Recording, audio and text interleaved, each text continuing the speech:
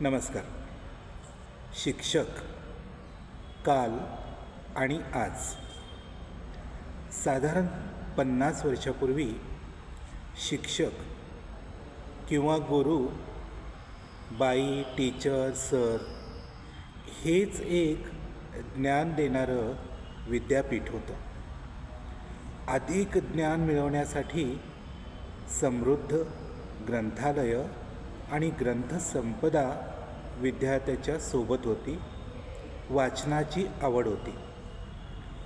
यासोबत सकस, परिपूर्ण, अर्थपूर्ण आणि रंजक असं पाठ्यपुस्तक विद्यार्थ्याच्या सोबतीला असायचं. आज माहिती देणारी काही प्रभावी साधनं विद्यार्थ्याच्या सोबत आहेत. प्रसारमाध्यमं, इंटरनेट आणि मोबाईल. त्यामुळं आजचा विद्यार्थी हा ज्ञान घेण्यापेक्षा माहिती मिळवण्याकडे अधिक झुकलेला आहे.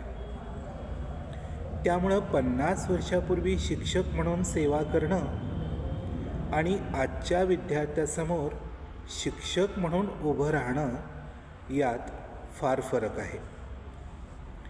50 वर्षापूर्वी ज्ञान आणि माहितीनं समृद्ध असण्यासाठी शिक्षकाला जो ध्यास असायचा तोच ध्यास आजच्या शिक्षकांनीही मनात बाळगून राहिलं तरच आजच्या विद्यार्थ्यांसमोर शिक्षक म्हणून टिकाव लागू शकतो.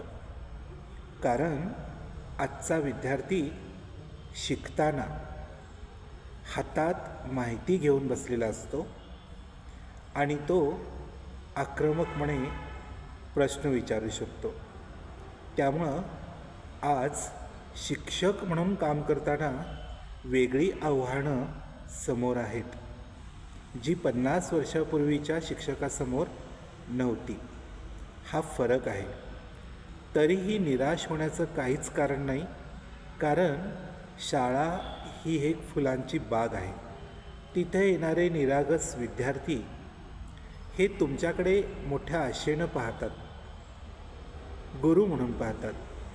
त्यामुळं जरी त्यांच्या हातात बरीच माहिती असलेली साधनं माहिती देणारी साधनं असली, माहिती घेऊन बसणारा विद्यार्थी तुमच्यासमोर असला तरी गुरु आणि शिष्य याचं नातं निर्माण करणं हे एक मोठं आव्हान आजच्या शिक्षकासमोर आहे.